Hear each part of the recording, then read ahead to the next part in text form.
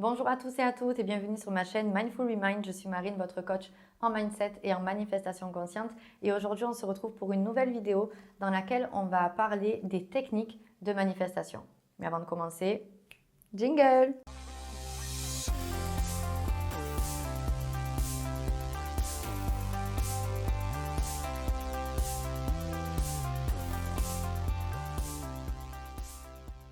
Alors, j'espère que je ne vous surprendrai pas à vous dire que les techniques de manifestation ne manifestent absolument rien. Elles n'ont rien de magique, elles ne vous apportent rien dans votre 3D, mis à part le fait de reprogrammer votre subconscient. Donc les techniques, j'ai un poil.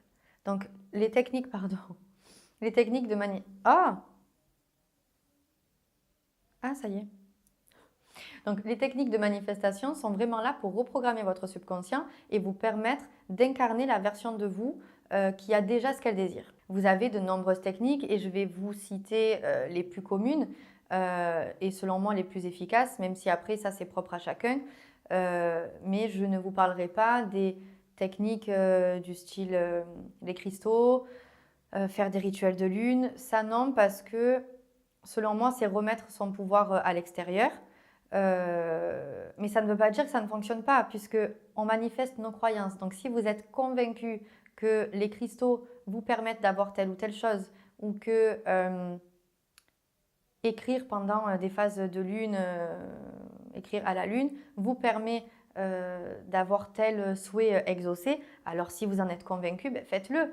Et bien évidemment que ça fonctionnera, puisque tout part de nos croyances. Mais du moment que vous conscientisez bien le fait que ce n'est pas une entité extérieure à vous qui vous exauce quoi que ce soit et que vraiment tout part de votre monde intérieur et que c'est vous qui avez le pouvoir, dans ce cas-là, pas de souci, utilisez la technique que vous voulez. Donc, ce qu'il faut retenir, c'est que les techniques, ce sont des techniques de reprogrammation du subconscient et qu'elles ne manifestent absolument rien. Il n'y a rien de magique dans tout ça. Alors, on va commencer par le scripting.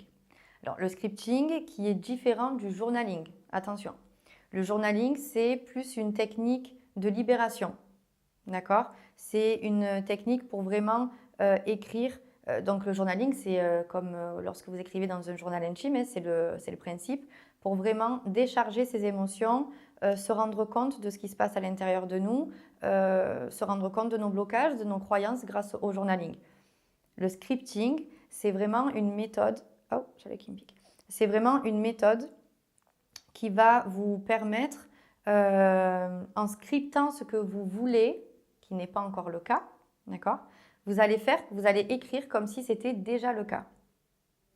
Et cette méthode-là vous permet, en écrivant, d'incarner la version de vous visualiser en même temps que vous écrivez et de ressentir vraiment comme si vous faisiez du journaling et comme si vous étiez en train d'écrire ce qui s'était réellement passé. Donc, c'est vraiment le fait d'incarner qui va faire que ça va se manifester ensuite dans votre réalité 3D.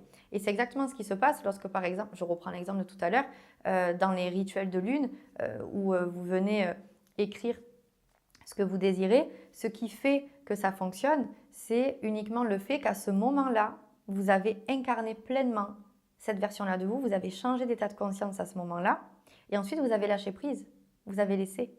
Et c'est tout ce processus-là qui a fait que vos souhaits se sont manifestés. Alors ensuite, vous avez la visualisation. La visualisation, c'est une méthode de reprogrammation qui est extrêmement puissante. C'est une méthode qui est utilisée chez les yogis, chez les bouddhistes, les moines Shaolin, les militaires aussi. Il y a beaucoup d'expériences qui tournent autour de la visualisation. Et on dit que le cerveau ne fait pas la différence entre l'imaginaire et le réel. Donc, il ne fait pas la différence entre un souvenir réel et un souvenir que vous êtes en train de créer de toutes pièces. En réalité, ce que ça signifie, c'est que, alors oui, le cerveau peut faire la différence. Si vous êtes à la fenêtre et que vous vous imaginez une licorne, il saura très bien que c'est de l'imagination. Donc en fait, c'est quoi qui fait qu'il n'arrive pas à faire cette différence-là? C'est l'intensité du stimuli qui est envoyé. Donc l'intensité du message. Et ça va être au niveau des émotions. Ça veut dire que très souvent, pourquoi vous restez dans votre passé et vous créez toujours du déjà-vu? parce que vous allez ressasser sans cesse le même souvenir et ça va vous déclencher cette émotion-là. Donc le fait que vous n'étiez pas bien, le fait qu'on vous a trahi, le fait que ci, que ça. Donc ça va demander au cerveau d'activer exactement le même processus, les mêmes émotions que ça lui a demandé et que ça a causé chez vous au moment où ça s'est réellement passé. Donc en fait, à chaque fois que vous repensez au souvenir en ayant intensément ces émotions-là, donc les émotions que vous avez déjà vécues, pour lui, pour le cerveau, vous êtes en train de revivre toujours la même chose.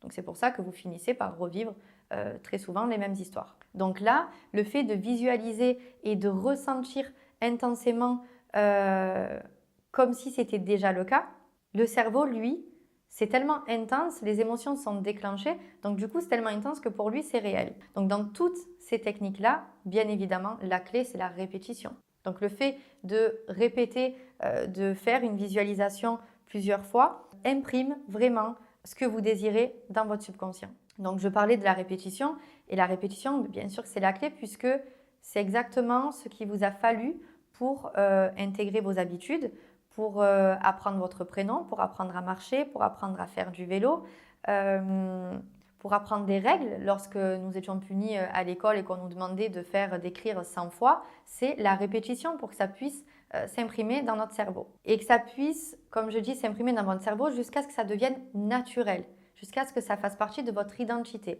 Et comment on sait que c'est OK et qu'on n'a plus besoin de se le répéter? Ben, lorsque notre subconscient est saturé. Et comment on sait que notre subconscient est saturé? C'est tout simple.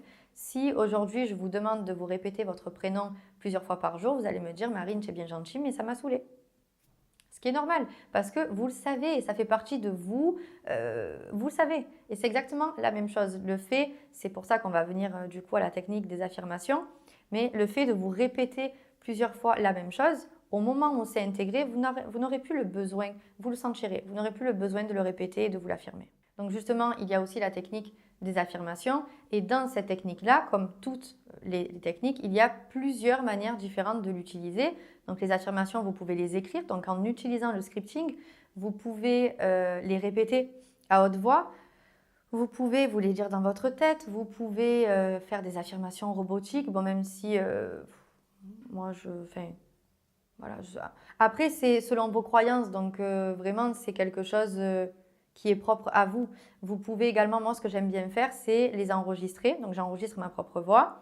Je mets une musique, une instrumentale derrière qui me parle et qui correspond à ce que j'affirme. Et je me le mets en boucle. Et c'est comme ça que du coup, j'ai mes affirmations en audio. Donc vraiment, il y a plusieurs techniques. Vous avez également la prière. Alors la prière, c'est une technique de manifestation.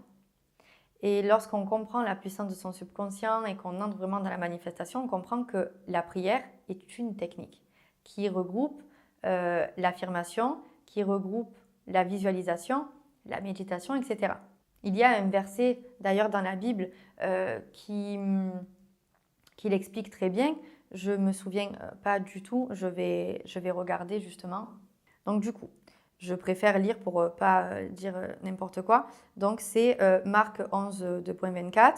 Je ne sais pas comment ça se dit, mais voilà. Tout ce que vous demanderez en priant, croyez que vous l'avez reçu et vous le verrez s'accomplir. Les disciples ne parvenaient pas à comprendre pourquoi ce figuier s'était desséché aussi rapidement.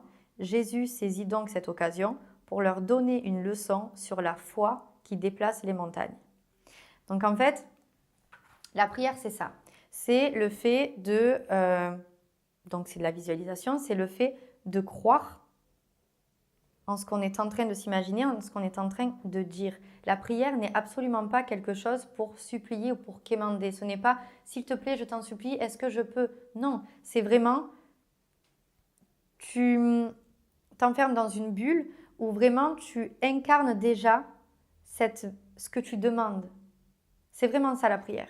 C'est pour ça qu'il est écrit « Faites comme si vous l'avez déjà reçu et vous recevrez ». C'est vraiment « Et la foi au fait que tu vas avoir et tu auras ». Et incarne surtout cette version de toi qui l'a déjà. Et la prière finalement regroupe plusieurs techniques. Donc si je reprends les bases de la manifestation consciente, je vous mets toujours la toute première vidéo de ma chaîne qui porte sur ce sujet-là. et où on voit les bases de la manifestation en lien dans la description. Donc si je reprends les bases, la manifestation, c'est quelque chose qui est inné chez chaque être humain, c'est naturel et on le fait tout le temps, de manière inconsciente certes, mais on le fait. Donc tout ce que vous avez manifesté jusqu'à présent, tout ce que vous vivez, ça vient de vos manifestations, que ce soit négatif ou positif, mais ça vient de vos manifestations. On n'est pas là pour culpabiliser, mais pour se responsabiliser et comprendre notre pouvoir de création. D'accord ? Donc en réalité, vu que c'est quelque chose que vous faites déjà naturellement, vous n'avez pas besoin de technique. Vous n'avez pas besoin de routine. Les techniques, vous êtes vraiment lorsque vous avez des blocages, lorsque vous avez des croyances limitantes qui sont assez ancrées, pour vous permettre d'éliminer ces croyances-là grâce à ces techniques de reprogrammation.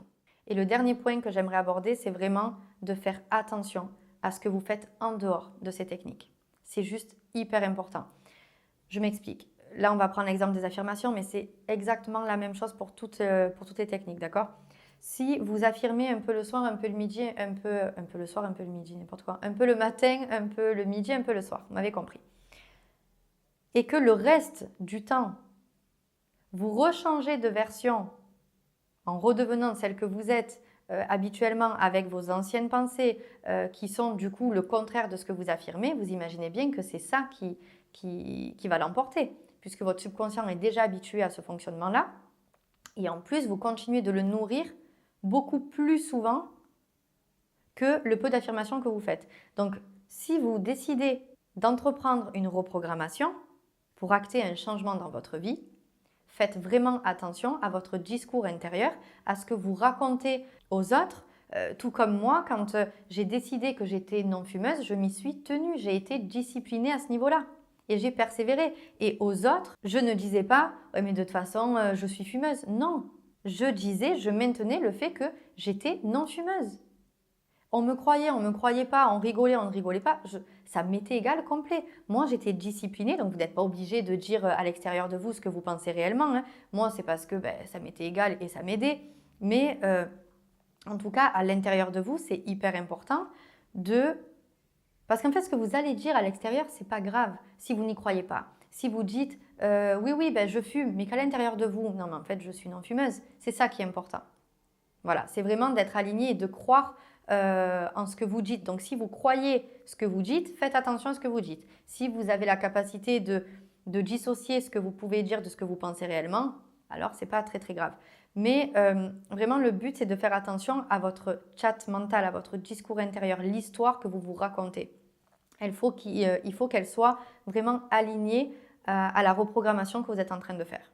N'hésitez pas à me mettre en commentaire les techniques qui fonctionnent pour vous, la technique que vous préférez, je serais curieuse de le savoir. Je vous mets dans la description le lien qui vous permet de télécharger mon e-book gratuit, d'avoir accès à mes coachings privés et de me suivre sur mes autres réseaux. Je vous dis à très vite pour une nouvelle vidéo. Prenez soin de vous. Bye bye.